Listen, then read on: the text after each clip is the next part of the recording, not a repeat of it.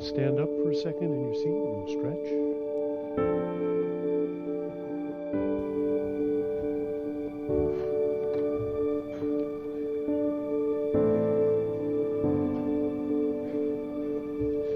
Again, I'm Dr. Zeig, Jeff Zeig, the director of the Milton Erickson Foundation in Phoenix, and have the honor and the pleasure of hosting this evening's session.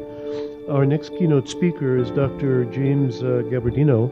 And Dr. Garbarino has written a number of books, the most recent of which is his book, Parents Under Siege, Why You Are the Solution, Not the Problem in Your Child's Life. And Dr. Gabardino's, one of his other books is a book, Lost Boys, and speaks, as Mary had spoken, to some of the issues of adolescents and girls. He speaks to some of the issues of temperament in children, and then more recently, how as parents we can make things happen better in the lives of our children. So please welcome Dr. Gabardino, who is a professor at Cornell, is it? And he'll be speaking to us about Parents Under Siege, why do bad things happen to good parents, and what can we do about it?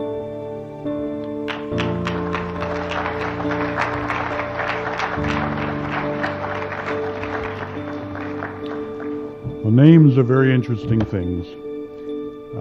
When I was president of the Erickson Institute in Chicago for 9 years, a constant problem was the fact that people wanted to spell Erik Erikson the way they spell Milton Erickson. And so for years I found myself trying to extract the C from Erickson because Erik Erikson is E-R-I-K-S-O-N.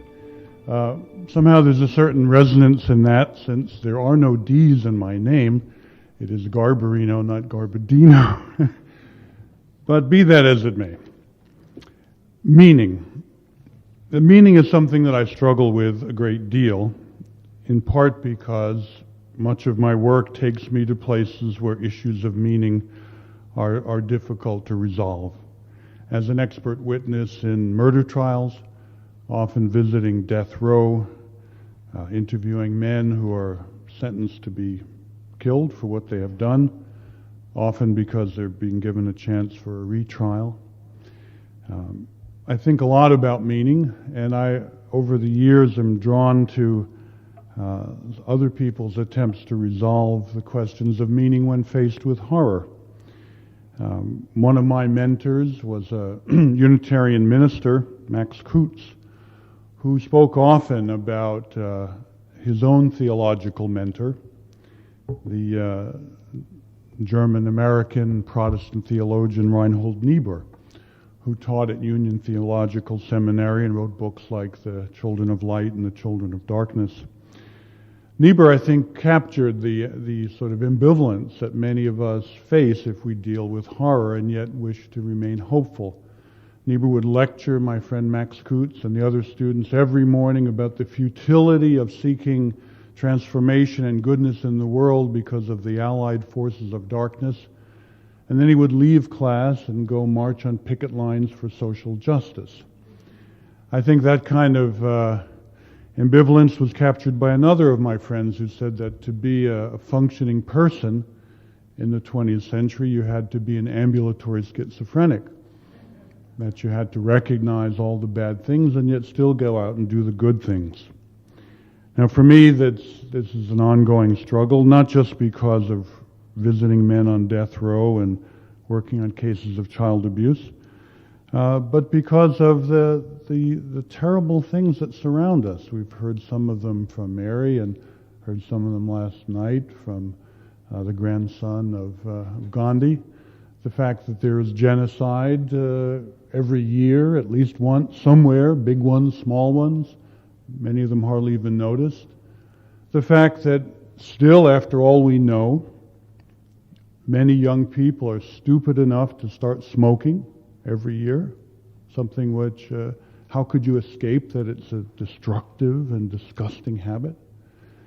Let alone the fact that in every men's room I've ever been in, men still pee on the toilet seats. Now this ought to be enough to discourage anyone. But nonetheless, we need to get up. We need to commit ourselves every day to understanding and doing good deeds. Maybe we carry around in our wallets inspirational words. I carry around in my wallet the bodhicitta vow that the Dalai Lama leads people in of signing on to and committing to. The last paragraph of which, as long as space, as long as sentient beings remain, until then may I too remain and dispel the miseries of the world. It's a worthy goal. But as Americans and North Americans, and I realize Mary was speaking to us as Americans, but there are certainly many blessed Canadians in the group, we face a lot of challenges here, cultural impediments of many sorts. One certainly is the fact that in many ways our rhetoric about these issues has become perhaps too psychologized in many ways. And it's hard, as is evident by some of the speakers in this meeting, to insert some of the traditional sources of meaning into the dialogue, the issues of spirituality in particular. I carry around a cartoon that appeared in, I think it was some American psychological publication some years ago. Some of you may recall it. It's one of the great heroic figures in American culture, Lassie, the dog, standing on the shore of a river as a man, apparently drowning, calls out for help, and he yells, "Lassie, get help." And the second piece is Lassie on a couch in a psychiatrist's office, seeking help. There has to be more help than that. And I think one place to begin is to focus on the cultural impediment we have, certainly as Americans, maybe even as North Americans, although I know it is less of a problem in Canada than it is in the United States, and that is in differentiating between sentimentality and compassion, words which are often used interchangeably, but in fact have very different meanings and roots. I think once again, His Holiness Dalai Lama is very eloquent and articulate in saying that compassion is not simply good feelings. Compassion is based on deep understanding. Because being based on deep understanding, it doesn't have the fragile quality that sentimentality has. That true compassion is not dispelled by bad action of the other, if that bad action can be understood. Now, I sort of understood this rhetorically, but understood it more deeply about a year ago when I was asked to testify in the sentencing hearing of Nathaniel Brazil. You may remember Nathaniel Brazil was that 13-year-old boy in South Florida who shot and killed his teacher on the last day of school. It's captured on videotape at point-blank range, just shoots him right in the head. Well, when it came time for the trial, there was no doubt that he had done this, so the only issue was the sentence. It being the United States, it being Florida, this troubled 13-year-old boy was, of course, tried as an adult, which, of course, is another cultural irony. Typically, we define adulthood in terms of the assumption of responsibility. And yet in the criminal justice system, the more immature and irresponsible the act, the more likely a child is to be defined as an adult. So the 13-year-old was tried as an adult, and the judge had open to him a pretty narrow range of sentences. The minimum was 25 years. The maximum was life. Now, the death penalty was off the table, but here was what the judge was faced with. And part of the hearing was for the friends and the relatives of the dead teacher to have a chance to have their say about what should happen. Now, it's almost too ironic, given whose last night's speaker was, that this teacher was apparently as wonderful a human being as ever walked the planet, and his death was a great loss to everyone. In the town of Lake Worth, Florida, where he lived, he was so wonderful, so beloved, that he was known as the Gandhi of Lake Worth. So the Gandhi of Lake Worth has been killed, as the Gandhi of India was as well. And now the relatives and friends had an opportunity to say what they wanted to happen to and for this 13-year-old boy. And to a person, they wanted the maximum penalty. I'm sure if the death penalty had been on the table, many of them would have wanted that. One of the Gandhi of Lakesworth's best friends said that he wanted, quote, this boy to be raped and tortured every day for the rest of his life. Of course, for killing the Gandhi of Lakeworth. Now, certainly we know what the Gandhi of India would have wanted for the man who killed him. He wanted us protected, but he would have wanted him healed. There's no doubt about that. And so the irony of the Gandhi of Lakeworth being spoken for in these terms of retribution and hate and destruction were really pretty devastating. But what I realized in listening was that had these same people met this boy a week before the shooting, their hearts would have gone out to him. This poor pathetic boy whose life was coming unraveled. You know, his mother had cancer, she'd had surgery, her stitches opened up and she bled all over this boy at one point. He thought she was dying. You know, there's no father. There's all the buildup of sort of human garbage in his life that drags people down. His life was coming unraveled. Had they met him a week before he killed the teacher, their hearts would have gone out to him. Probably one of them would have wanted to be his mentor, for heaven's sake. But the minute he did something which is comprehensible given a full and deep understanding of his life, they want him raped and tortured for the rest of his life. So it became crystal clear that what they had and felt was sentimentality, this kind of cheap, easy, fragile emotion, but they didn't have compassion. And compassion is a difficult sell in American culture. I want to speak specifically tonight about one case study of compassion, and that is the compassion that is needed for parents whose kids turn out badly. In a sense, this starts with one very specific family. On April 20th, 1999, a book I authored called Lost Boys, Why Our Sons Turn Violent and How We Can Save Them, was coming out. It reached the desk of journalists that morning. Just happened to. Well, that afternoon, the Columbine high school shootings took place. The worst mass murder by American teenagers sort of in our recorded history. Well, a number of people who might not have paid attention to this book did. One of the sets of people who did were the parents of one of the school shooters in the Columbine massacre, the parents of Dylan Klebold. And they went to this book desperately seeking to find some meaning for what had happened to their family. They woke up one morning and their beloved son said goodbye, walked out the door, and became the worst mass murder in American adolescent history. And they were desperate to find some meaning in this. Meaning in two senses.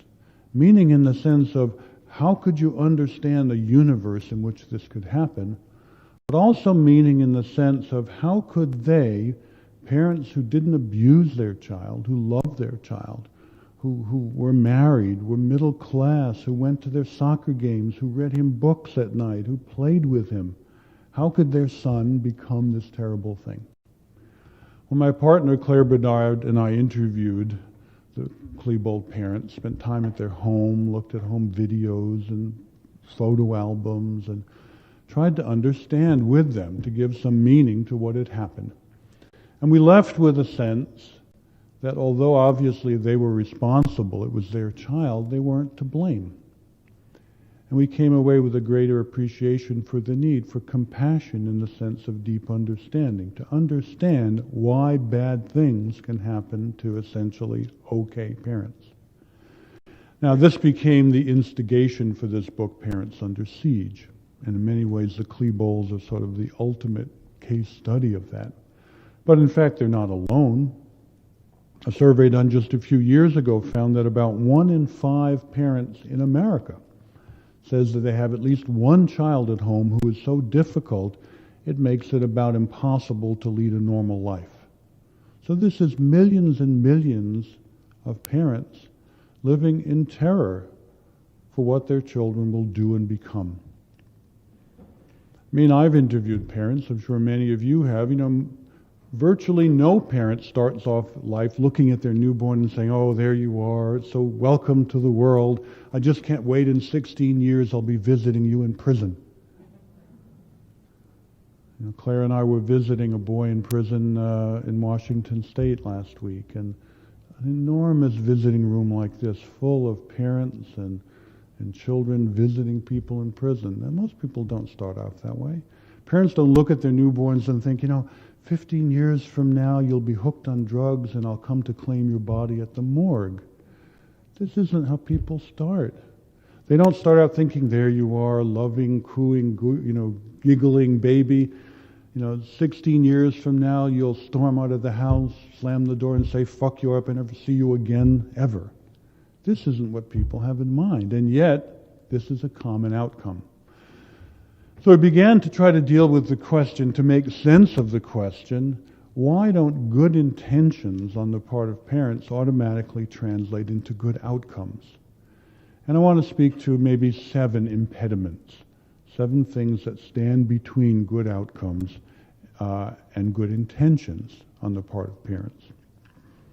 The first is the fact that parental knowledge is imperfect. Parental knowledge of the developmental process is imperfect. Now that's not simply because they don't go to enough lectures, or they slept through Child Development 101, or they haven't read enough of our books. It's because the process of development is fundamentally complex. So complex that if we ask the question in human development, does X cause Y? The best scientific answer is almost always, it depends. Because rarely is the process of cause-effect the same in every context, with every individual, in every historical and cultural period. All the categories of human identity influence the causal process: gender, class, race, age, biology. A couple of examples. One, to start with, it's sort of cute and provocative. Eleanor Maccabee, one of the giants in human development studies, years ago, 30 years ago, did a study in which she asked, does the amount of babbling an infant does predict how smart that infant will become? Does the amount of infant babbling predict IQ at age 5? And the answer, of course, was, it depends. It's sort of a trick question. That's always the answer. It depends. She found that for girl babies, the more they babbled, the higher their IQ at age 5. But for boy babies, there was no correlation whatsoever. That apparently verbal behavior was the pathway to intellectual development for girls, but boys went somewhere else to get there. Kind of provocative. Particularly if you add to the fact that in utero, the jaws of female fetuses develop and begin to move before the jaws of male fetuses. So this may start very early. It depends. And this, of course, runs the gamut, in every possible domain. It depends. Even things like effective childbearing. In the 1920s, a researcher named Simons did a study in which he asked which kind of childbearing produces the most effective, competent, well-adjusted children. And he found that permissive childbearing produced the most effective, competent, successful, happy children. Permissive parenting, good. By the 1960s, Diana Baumrein, using much the same approach, found that permissive parents produced the least successful, least competent, least high-achieving kids. Permissive parenting, bad. Well, which is it? Well, it depends. Best explanation seems to be that in the 1920s, the social world outside the home was very rigid and authoritarian. And a permissive childbearing style at home was a kind of breath of fresh air, because the issue was, would children be over-controlled? But by the 1960s, with the world outside the home becoming more and more chaotic, the question becomes, will children be under-controlled? And they need more authoritative parenting to compensate for the chaotic social world outside the home. Well, this speaks to the fact that the process of development is fundamentally complex, and therefore parental knowledge is almost always imperfect. And it speaks to the fact to need to encourage and support parents in a kind of experimental approach to childbearing, an observational approach to figure out how to match what they do to the situation they face. And all the various studies of risk accumulation and developmental assets and all of that speak to our ability to get closer and closer to identifying what we're actually dealing with. And the closer we come to that, the more readily we can predict that X will produce Y, if we know as much as we can. The second impediment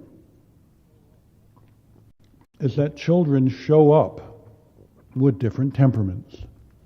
Temperament, of course, is the package of attributes that kids show up with: active, passive, impulsive, reflective.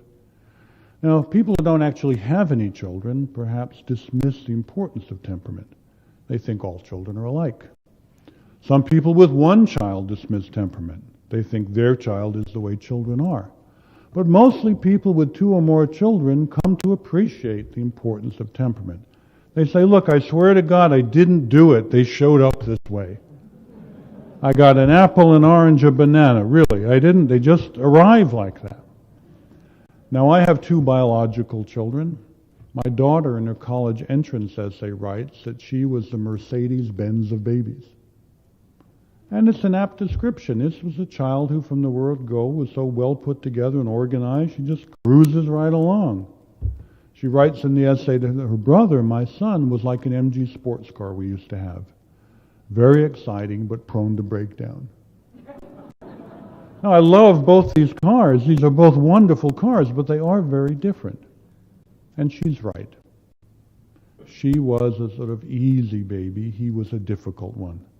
And if you go back to the classic research of Chesson Thomas, you may remember that among easy babies, only 10% had significant adjustment problems by elementary school. So if you're the parent of an easy baby, life looks pretty good. You wake up every morning thinking, what new evidence of my competence as a parent will I be treated to today? You know? Oh, it's teacher conference day. I love teacher conference day. Because you will walk into a smiling, relaxed teacher who will say, oh, Mr. and Mrs. Jones, it's so wonderful to have Jenny in our class. She's reading above grade level. She's playing the violin. Her locker is neat. She fed the rabbit every day this week. The implication being, you must be a great parent. Among difficult babies, Chesson Thomas found that 70% had significant adjustment problems by elementary school. And now life looks very different. You wake up thinking, oh my God, it's teacher conference day. What's it going to be this time? And you know that you will walk in to find a tight-lipped teacher who will say, Mr. and Mrs. Smith, we're worried about Timmy. He's not reading well. He broke his violin. His locker is a mess. And he killed the rabbit. And the finger is implicitly there because you must be a bad parent. Well, the point is that temperament creates challenges, and the more modern rendering of these difficult temperaments is as challenge. Stanley Greenspan has a book called The Challenging Child, which he talks about 5 or 6 different kinds of difficult temperaments and how to succeed with each.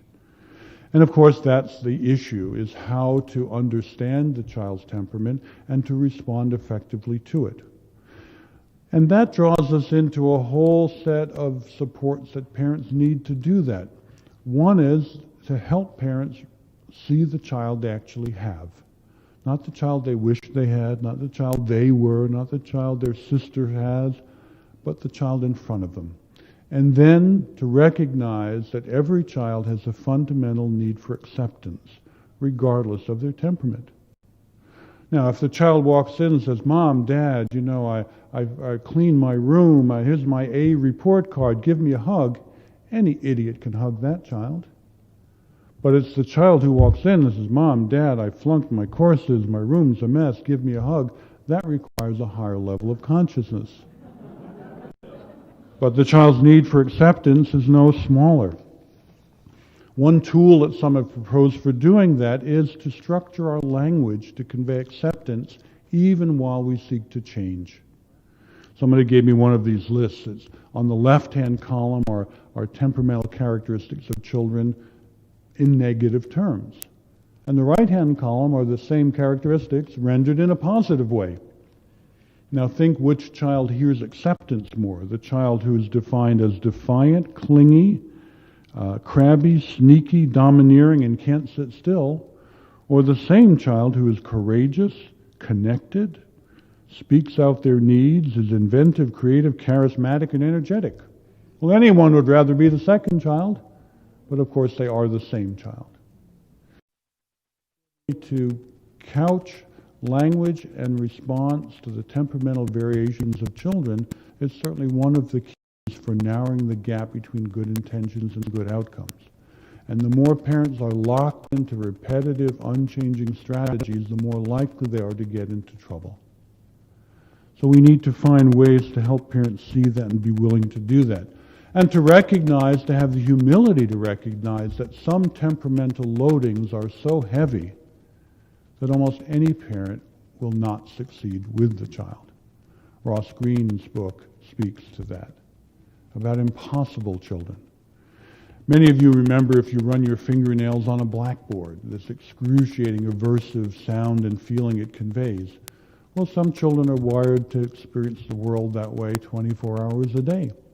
No wonder they're so difficult, and no wonder it takes heroic efforts to cope with them, and why individual parents will probably not be able to do that unless they are brilliant, genius saints, and how many of us are. Now, there may be ideological dimensions to the acceptance required for temperamental variations. A major example, of course, is children who are born destined for gay and lesbian identities. We still have great trouble accepting those children, institutionally as well as in families. And yet those variations require acceptance to at least the same degree. A third impediment that we have to recognize and face up to is the fact that children have secret lives. Secret lives. This was one of the astounding things about Dylan Klebold. The boy was a genius in creating and maintaining a life separate from the awareness of his parents. And it wasn't really because they were stupid or because they were blind. It was because really he was such a genius at it, that he kept all the weapons outside of their home, that he presented this false front to his parents. 3 weeks before the massacre, when all the weapons had been bought and all the plans were in place and all the videotapes had been made, he went off to college with his parents to pick out his dorm room at Arizona State University.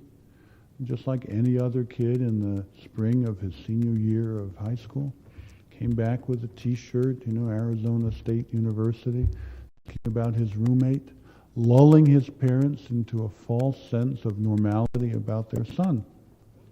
He was damn good at it. Well, one of the things we did in response to this was to sort of ask, how common is it for teenagers to have secret lives? And we know anecdotally that almost all of us could point to things that we kept secret from our parents in adolescence. But we asked more systematically. We asked Cornell University students in my classes about their secret lives. These are obviously adolescents who've been competent enough and held it together enough to get into an Ivy League university and stay there. What about their secret lives? And we found in these students that their parents are unaware of. 30% of the female students say that at some point in high school they were so depressed and troubled they seriously contemplated suicide. And 70% say their parents never knew. 40% of the male students say they engaged in an act of larceny.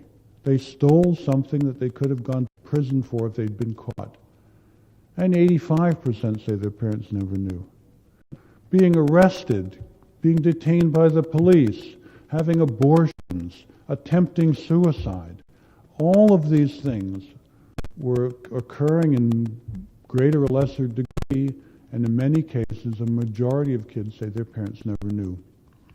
One item was, realize that you were gay or lesbian.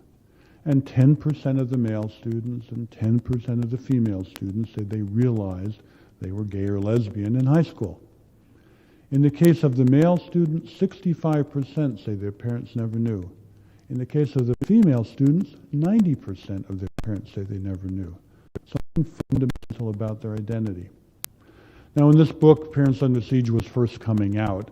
one of the national journalists was doing an interview, and she said, well, you know, I can't really buy this. You know, a good parent would know about their child. And I said to her, I said, well, you know, each year, thousands and thousands of husbands and wives discover their spouse is having an affair. Maybe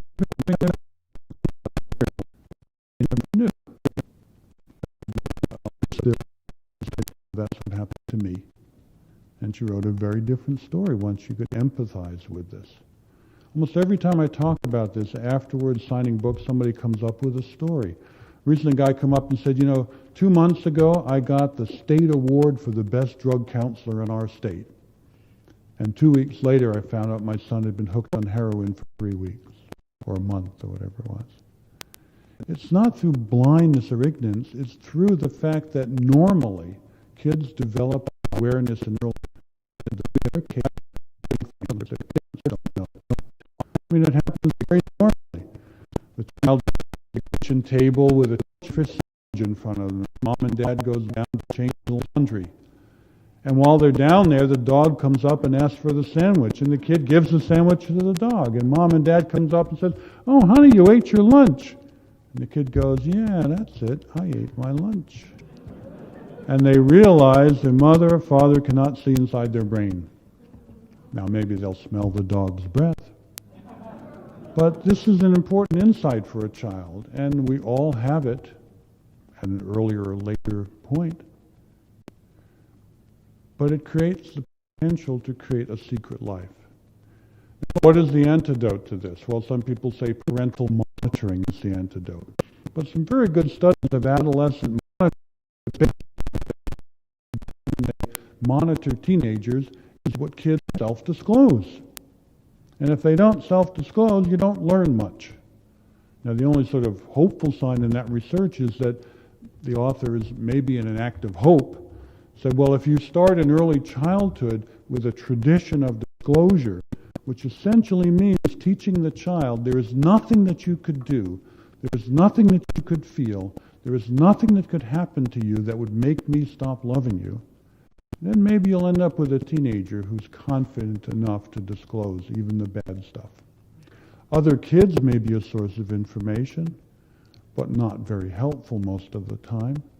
After all the school shootings we have had in the United States in the last 10 years, still a survey within the last year found that a majority of high school students said in the survey, if they overheard a friend of theirs talking about killing someone, they would not tell an adult. So this is a major issue. A fourth impediment. Parents are people. People are imperfect. Imperfect meaning that we don't always live up to our highest standards, that we get distracted, that we get preoccupied, that we have our own issues, that we're not fully present when we need to be, that we're not perfect. How many people in this room are parents? Would you raise your hand if you're a parent? Now, only keep your hand up if you're a perfect parent. There's usually one wise guy in there, usually a grandparent. But except for him, the rest of us acknowledge we are imperfect. I'll give you an example. There was a case in Phoenix, Arizona a couple of years ago. A 14-year-old boy showed up at a school with a pistol and a mask and took his classroom hostage. Now, he was in crisis with his family, and somehow he thought this was going to make things better. This is why we don't put 14-year-olds in charge of things. Because in his head, taking a pistol to school, taking the class hostage would solve his family problem. Well, when we interviewed this boy, I noticed in the police transcript he had said when the SWAT team arrested him, I wish I was never born. Well, a kid who says, I wish I was never born, we ought to wonder who told him that. How did he draw that conclusion? So we asked, who told you that? Long, painful pause. He says, my mother. Well, boy, you think your mother wishes you were never born, that's as bad as it gets. There was a study done in Eastern Europe a number of years ago of women who applied for abortions and didn't get official permission and so had to go through with the birth. And they followed the psychosocial development of those kids whose mothers really wished they weren't born. And it showed in the negative outcomes. So this boy thought that. Well, when the mother was asked about this, she just about died. that her son thought she wished he was never born? Well, when she finally regained her composure, the interviewers tried out, how could he think this? And she remembered a time, actually not that long before the incident when he took the classroom hostage, where this is a kid who was really mouthing off and disobedient, wasn't going to school, just, you're a nightmare of a teenager, She's sort of stuck in the house with him and his younger sister. The father's off working 60 hours a week, One day they're just at each other, and he said to her, "I bet you wish I was never born, don't you?"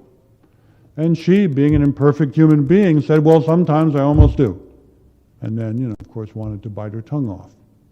But he heard his worst fears confirmed. A study a number of years ago asked junior high school kids, if you could ask your parents one question that you'd like to know the answer to but don't feel you could really ask, what would that question be? And the most common response was kids would ask, "Do you really love me?" Probably particularly a question junior high school kids would ask, because it's a time when even they know they're largely unlovable in many cases. Well, here was a kid who heard the worst answer he could get because his mother was an imperfect person. Now, she might have gone back the next day and tried to repair the damage. She might have read the work of Gerald Patterson and gotten others. No, it takes 5 positive interactions in the bank to outweigh each one negative one, but the damage was done.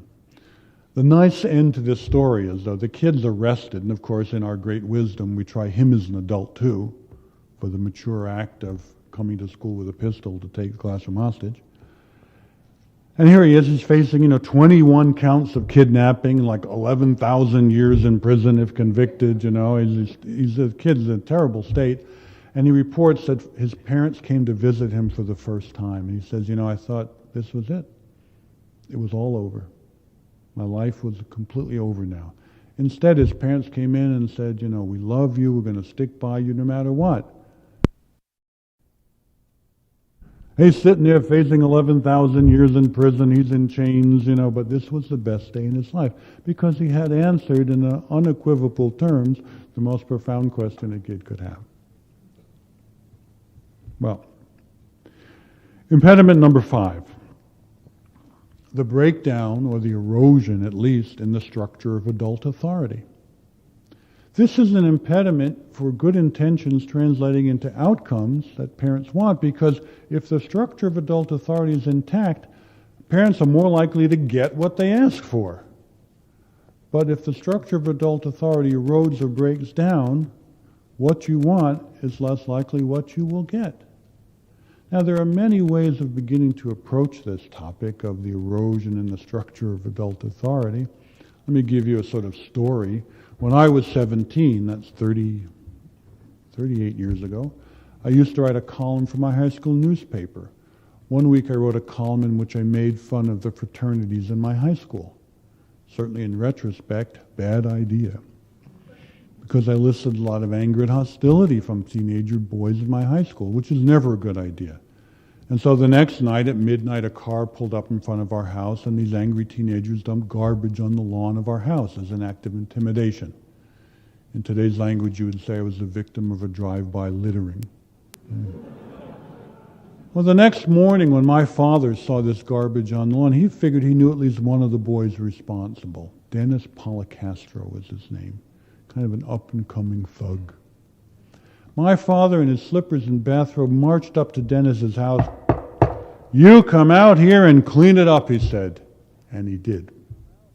Now you think today how many fathers would feel authorized and brave enough and powerful enough to do that? And the answer is far fewer. But it never occurred to my father that Dennis would not come out and pick up the garbage, because my father was an adult, and there was, to some degree, an intact structure of adult authority. I was reviewing a research study recently on kids skipping class in high school, which by most accounts is more common than it used to be in some places. But what was striking was when the kids were apprehended and interviewed and said, "All right, we caught you skipping class, what do you have to say for yourself?" One of the most common answers was, "Well, who are you to tell us to go to class in the first place?" Excuse me? I'm sure 25, 30 years ago, people would have come up with different answers, but they would have not have negated adult authority to tell them to be in school, because there was a sense, these are the adults, they're in charge here. If we've completely lost track of this, you read a book like John Grisham's novel, A Painted House. Lovely little novel, very different from most of it. It's not about lawyers. It's about a little boy growing up in Arkansas, I think, on a tobacco farm. And one of the striking things about the book is how intact the structure of adult authority is in his family and his community. This boy goes through some very dangerous, traumatic experiences, but he knows that if he shares it and puts it in the hands of his parents and grandparents, it will be okay because they know what they're doing. What a refreshing world to live in, as opposed to the world kids live in today, where they may have a sense of, hey, adults are just big kids who dress badly, Well, there's not a lot of direct data about this. There are surveys. A survey done a few years ago asked a question of American adults, one of these nostalgia surveys that asked, compared to when you were an adult, compared to when you were a child, are kids today more respectful of adult authority, less respectful of adult authority, or about the same? Let's try it out on you. Compared to when you were a child, how many people would say kids today are more respectful of adult authority? There's no hands. Well, that's good. It's good to know no one here is delusional. Not to make light of being delusional, it's a serious thing, but it's kind of reassuring since we're all locked in one room together. How many of you would say kids today are less respectful of adult authority? Most hands. How many would say about the same? And there's always some hands for that. It depends. Thank you. That's right. There's always two wise guys, him and you. Well, here's the national data. 82% thought kids were less respectful of adult authority. 15% thought kids were about the same. And 2% thought kids were more respectful, which is about the percentage of the population who is delusional in any given moment. These are the same people who think aliens live with Elvis Presley in their basement. And they also think kids are more respectful of adult authority. If you're adding up, there's 1% missing. That was the don't know. But since you're all professionals, it's not an option. You can't not know. Well, where is this coming from? Mary spoke to some of this. Some of this erosion, I think, is through the media environment, the lowering of standards, the modeling of getting away with lower and lower standards about the treatment of adults by kids. Some of it, I think, comes directly through parenting practices. A prime example, of course, would be the OK syndrome. That's when you take what should be directive, declarative statements and turn them into weak questions through the use of the word OK. As in, eat your beans now, okay? It's time to go to bed now, okay? Get in the car now, okay? The net effect of which is, I have no idea what I'm doing here, kid, help me out. Should it come as any surprise that with a constant barrage of the weak question, okay, kids reach adolescence saying, who are you to tell me what to do? You didn't even know if I should eat my beans. Remember, Gregory Bateson said that the double bind drives people crazy. And a lot of the okay questions have that character to them. Recently I was in a building and there was a woman on this floor, and at the bottom of the stairs was her 4-year-old son. And she said, come on up now, okay? He said, no. And she got upset. I said, hey, you asked the question, lady. It's like with lawyers. Don't ask the question unless you know the answer is going to be what you want. And of course, eventually you can end up with teenagers who are really at risk because they have no sense of respect for adult authority. And they put themselves in very dangerous situations because they won't do what you tell them to do. Temperamental factors play a role, of course. But experiential factors in the family and in the larger culture play a role as well. Impediment number 6. Moralizing is not moral development. You know, if you look at the research on moral values, moral reasoning, moral thinking, and moral behavior, one of the striking findings has always been what a weak correlation there is between those two factors. That you get people with great moral reasoning and moral values, but lousy moral behavior in practice. Why? Well, I think one of the important reasons is there's a missing element in that equation, and that is something that we can call the circle of caring. The circle of caring means the domain in which issues are defined as moral issues. Outside of the circle of caring, they are not. And this really became apparent to me interviewing kids who kill, because people often say, don't those boys know the difference between right and wrong? And over time I came to realize that's not the right question. Because they often have very strong ideas of right and wrong. They may really be called moralistic. What they don't do is apply those moral standards in a very broad setting. And certainly not in settings that we think they should apply them in. Here's what I mean by the circle of caring. Some of you will remember a movie called 7 Years in Tibet. Brad Pitt plays a European who becomes a friend of the young Dalai Lama. There's a very pivotal scene in which the Dalai Lama wants him to build a movie theater. And so Brad Pitt, the European, takes on this task. He gets a bunch of workmen together with shovels, and they begin to dig a trench for the foundation for the movie theater. And a bunch of Tibetan Buddhist monks come up and say, stop, you can't do this. And he says, why? He say, well, with the shovels, you're killing the worms. He says, your point being? And they say, well, the way we look at the world, every being is entitled to our respect and caring. But not for the European Brad Pitt. For the European, killing the worms is not a moral issue. It is purely a logistical issue. He's doing what he has to do. And if a few worms get killed, they're collateral damage. Why? Because for the Tibetan Buddhist monks, the circle of caring is enormous. The aspiration is to make it cover all beings. As it says in the end of the bodhicitta vow, as long as space remains, as long as sentient beings remain. It doesn't say sentient beings who are also American citizens or sentient beings who haven't committed a felony. It's all sentient beings. The circle of caring defines what is a moral issue and what is not a moral issue. You may remember that a week after September 11th, a CBS News New York Times poll asked a representative sample of American adults, do you favor military retaliation even if it means, quote, thousands of innocent civilians are killed? And I think it was 63% of Americans said yes. In effect saying that the collateral damage was a logistical necessity and it was not a moral issue. Some years ago, I was speaking to the American Humane Association, and the talk was on the links between animal abuse and child abuse, which many people have explored in various ways. So I was really wrestling with issues of animal rights and children's rights and all that sort of stuff. At the end of my talk, a woman comes up and says, I have a question. I said, what is it? She says, are you a vegetarian? I said, no. She said, I bet if you keep working on this issue, you will be, because eventually I want you to answer this question. Why is it fundamentally different as a moral issue to kill and eat a cow than to kill and eat your nephew? You laugh. I thought it was a pretty wacky question too, 12 years ago.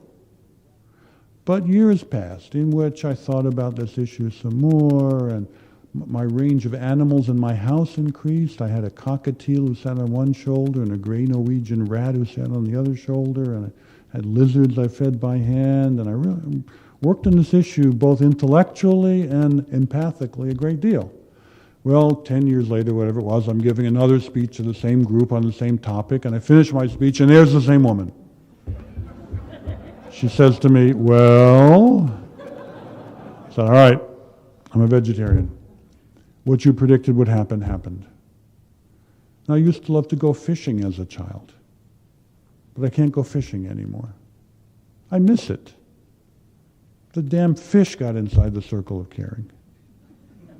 Now, fishing is a very interesting example for this topic. Why? Because why can so many otherwise gentle, caring, loving people fish? Because fish come out of the water silently. You know, in Hebrew, the words for silence and violence are linked words. Because that is one way to keep beings outside the circle of caring, is to keep them silent. If fish came out of the water screaming bloody murder, "Oh my God, cut it out, you're killing me with that hook." You know, who'd be out fishing? Hannibal Lecter? You know, there's an animal rights group in Toronto that had a big billboard on the Gardiner Expressway. It's a picture of a yellow Labrador retriever, you know, North America's most beloved dog, with a fish hook in its mouth. And the slogan says, "Why don't we fish for dogs?" Because dogs would scream bloody murder and you'd feel like a monster fishing for dogs. But there are people who in effect fish for dogs, aren't there? There are underground dog fighting businesses all over North America in which dogs are thrown in to rip each other's throats out. And people sit by and enjoy it because they have blocked out those dogs from their circle of caring.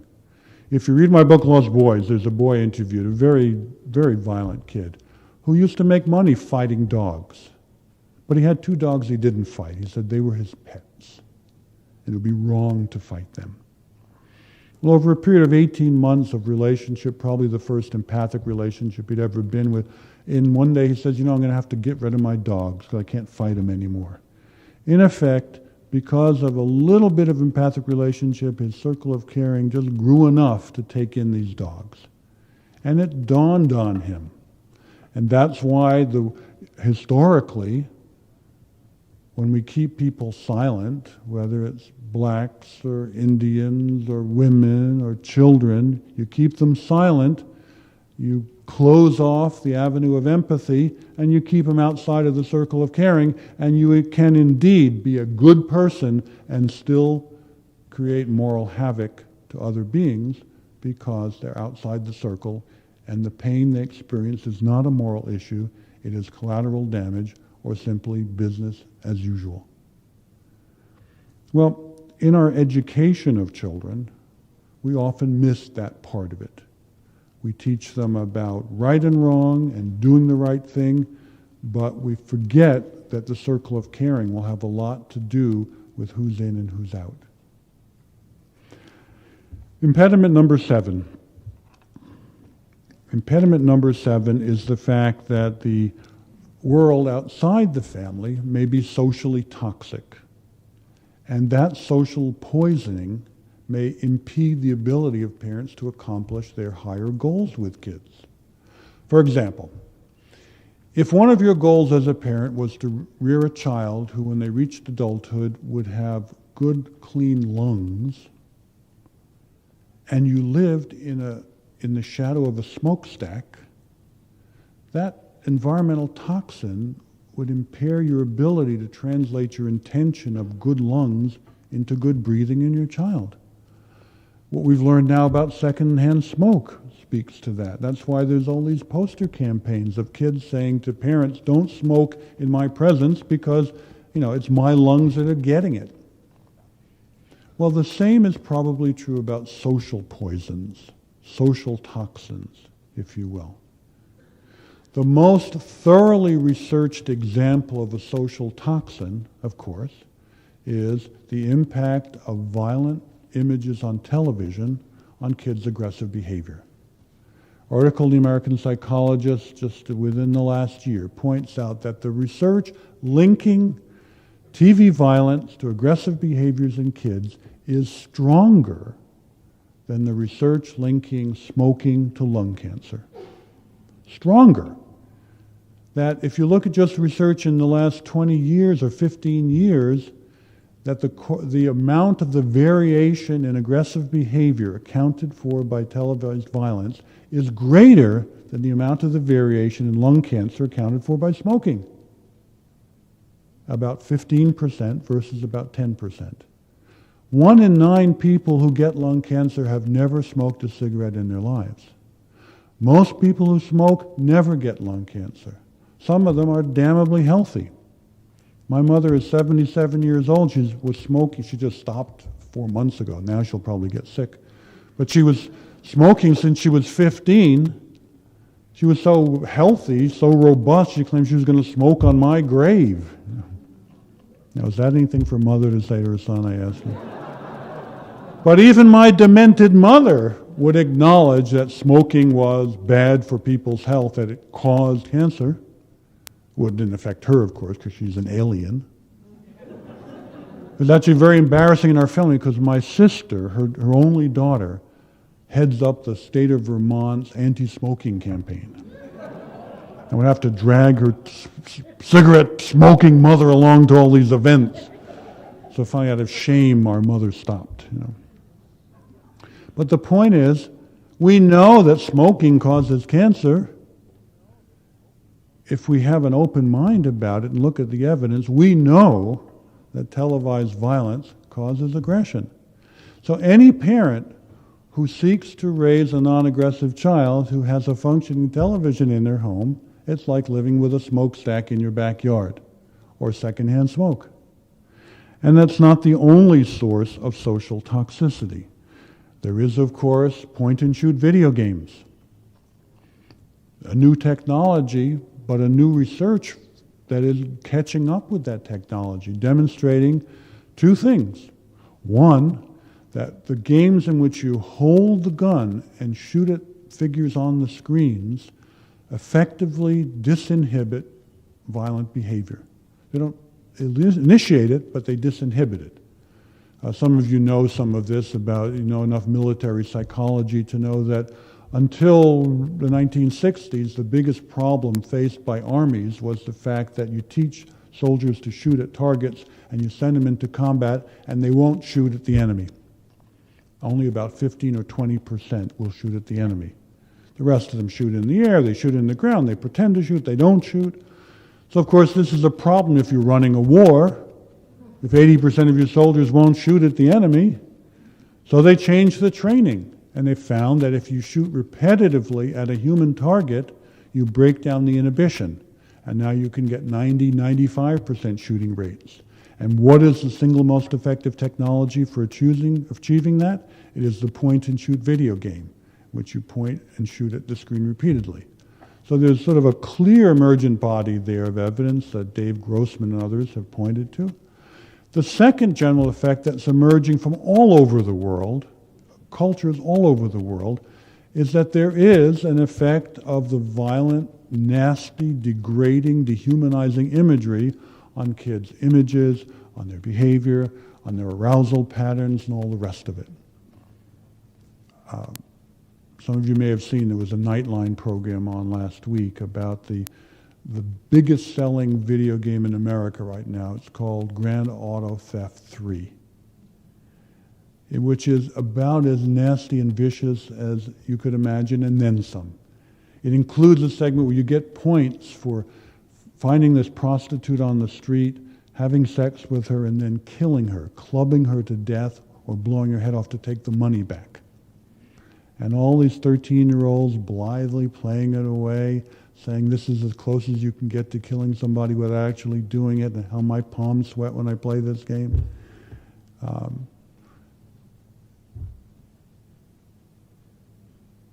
And yet, this toxic element is allowed to flow freely, as if we diverted the sewers to run right through the high school, and say, well, there's no effect, these are resilient kids. They can have sewage running through their high school. Cholera is not a big problem, or not too big a problem here. Well, there are other toxic elements, of course. I think one was mentioned before, and that's the materialist ethic that infuses so much of the day-to-day life of kids. I was interviewing one young fellow, 19-year-old, in a death penalty case. He'd killed a cop. He got life in prison. He said to me, when he got the verdict of life in prison, he said, I'm going to kill myself. I said, why? He said, because I'm never going to the mall again. Now, an extreme statement, but a representative statement of the consciousness of materialism in America. That you really are what you buy, what you wear, what you drive. I mean, what is the basic story of a human life? You're born, you live, you die. Or maybe there's a two-track system. You're born, have a nice day, go to the mall, and then you die. Or you're born, life sucks, and then you die. A guy once said to me in a death penalty case at age 30, I said, what have you learned from being on the planet for 30 years? He said, what have I learned? Life sucks. That's it. Well, as long as we accept a material definition of life, that's basically what there is out there to offer. It's only when we go beyond that to find deeper sources of meaning that we have something to put up against that. And certainly in the wake of catastrophe, people often realize that. You know, in the wake of September 11th, even a lot of Americans realize Madonna isn't enough to cope with September 11th. Something deeper. If you work in prisons, you know that guys sentenced to long-term prison sentences basically have one choice. Will you become a savage barbarian or you'll become a monk? And if you become a monk, it means that you look to deep cultural resources and spiritual development as a way to make your life go forward. But if you accept a purely material definition, you become a savage and a barbarian. Never forget one guy I met in prison, a young kid, 20 years old, probably had never read a book till he went to prison, but he stumbled onto Plato. He reads Plato's Republic. So we spent 2 hours talking about Plato's Republic. In particular, those of you who remember Plato's Republic may remember there's a very important segment called the allegory of the cave.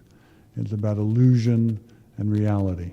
Well, this kid had latched onto the allegory of the cave in Plato's Republic as a metaphor for his life as a gangbanger and his new life now as he saw things clearly. You know, without some kind of deep resource, he doesn't have the ability to make some sense of that. And of course, the deepest resource there can be is spiritual development, which I will come back to in a moment. Another aspect of social toxicity, of course, is the impulsiveness that is modeled and reinforced in our society, in our culture. Why? Because most people recognize that delay of gratification is one of the building blocks of civilization. You can't run a civilization unless people are willing and able to delay gratification, to study for a test, to stay in school, to not get pregnant until later on, to do this for a payoff later on. If you've read Daniel Goleman's book on emotional intelligence, you know that he says that delay of gratification is one of the building blocks of emotional intelligence. How important is it? Well, there's a classic study called the marshmallow study, some of you no doubt familiar with. Obviously, they didn't use kids from Nigeria or wherever it was or Kenya in this study because most American kids like marshmallows.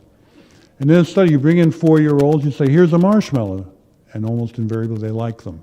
You say, here's your choice. You can have 1 marshmallow now, or if you can wait until they come back from doing an errand, you can have 2 marshmallows. Well, some kids wait. Some kids gobble the marshmallow. Does it matter? Well, in that study, they found that 14 years later, the kids who waited for the second marshmallow had SAT scores 210 points higher than the kids who gobbled the 1 marshmallow. So forget the Kaplan SAT preparation course. Just get yourself a bag of marshmallows and train them up. Now, of course, delay of gratification to some degree reflects temperamental differences. Some people are impulsive, some are reflective from the word go. I'm a very impulsive person, always have been, some people are reflective. But it also reflects training and skills. Kids learn how to delay gratification. And in fact, some of the videotapes of the marshmallow study have kids looking at the wall. If you don't look at the marshmallow, you won't eat it. Some kids sing to the marshmallow. You stay on the table, you're not coming in my mouth, because I want 2 of you later. I mean, you learn this. But also there is a sort of ideological dimension to delay of gratification. Some kids in the marshmallow studies will say, hey, in my neighborhood, they offer you 1 marshmallow, you take it, because they're not coming back with a second one. A colleague of mine, Steve Ceci, studied poor children in Rio de Janeiro in Brazil, who when assessed in school typically showed no capacity for delayed gratification. And he found the same children were saving their pennies for an entire year to buy their Mardi Gras costume. In a context in which they could see the payoff, they demonstrate the capacity. In school, which they didn't see as a payoff, they don't. Now think about the many ways in which the culture reinforces and models and stimulates impulsive rather than delayed gratification. And think about how it is taught in micro lessons every day. For example, I took a little 3-year-old to toddler story hour at the library last year. Now it's story hour for toddlers, so it's basically chaos and barbarism. But this is where civilization begins to take hold. Well, there's the children's librarian reading a story with a puppet in it. And she says at the end of the story, now children, at the end of the story hour, you can each take a turn playing with the puppet. And I'm thinking, way to go. Teaching delay of gratification. But the minute she puts the puppet, some kid rushes up to grab it. What does she do? She gives them the puppet. Down go the SAT. Every kid is saying, hey, the system doesn't work, you can't trust adults, you got to grab it or you're not going to get it. And I'm sure when I was growing up, my children's librarian would have done it very differently. She would have taken that child and say, honey, you are now last. Thus teaching that child and every other child in the room, the system works. Adults do what they say. And they would have learned a micro lesson about delay of gratification. You magnify this over and over again, you begin to see how a socially toxic environment leads into undermining the development of kids and the goals of parents. Because parents want kids who will study, stay in school, not get pregnant, don't drive drunk, they want things. But impulsiveness can overwhelm that. And for some kids who are temperamentally prone to it, they need every cultural resource possible to restrain them. The last impediment is our neglect for the spiritual needs of children. Children are physical beings. If you don't meet their physical needs, if you don't give them the vitamins and the minerals and the calories, you get warped physical development. We know that children are psychological beings, and they have a virtually universal need for acceptance. Ronald Rohner, an anthropologist, studied rejection in 118 cultures around the world. He found in every culture, kids who are rejected turn out badly. So much so that Rohner called rejection a psychological malignancy, a psychological cancer, because acceptance is a fundamental need. And kids will go to extraordinarily dangerous and painful activities to meet that need. A guy once said to a colleague of mine in prison, he said, I would rather be wanted for murder than not be wanted at all. And there's an ugly fundamental truth to that. Everybody's got to be accepted by somebody. So children have psychological needs, but they also have spiritual needs. They have a fundamental need to know they live in a meaningful universe, that there is something more to life than simply the material experience of it. They have a craving for this. They need it. And spiritually empty assurance that there is a structure of meaning to the universe are at great risk.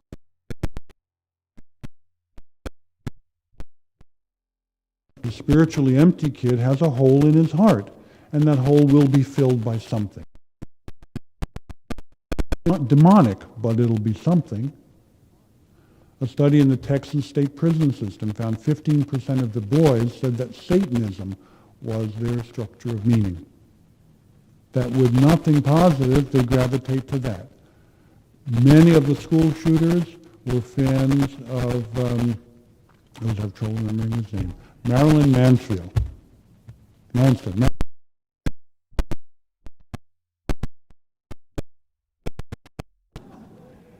Because here's a structure of meaning, demonic, but it fills the hole in their hearts. 2, kids who are spiritually empty don't have a sense of limits. Because in a material world, there's just you and me here. You make me. I want your coat. Give it up, or you will die. You're the clerk at 7-Eleven. Money fast enough, you deserve to die. School, you humiliate me at school, you deserve to die.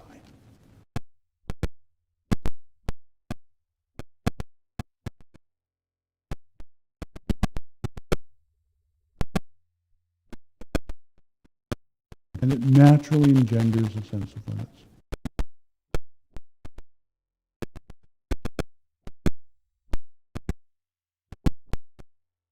Spiritually empty kid goes into emotional free fall. Because in effect, a spiritually grounded kid can say, things really may be lousy, but at least I live in a meaningful universe. And that is a resource, that is a developmental asset. I see that we can create meaning out of plea balls. And say they love their child. He got up one morning and began to dissect the development of that boy. Good intentions on the part of parents don't automatically translate into outcome.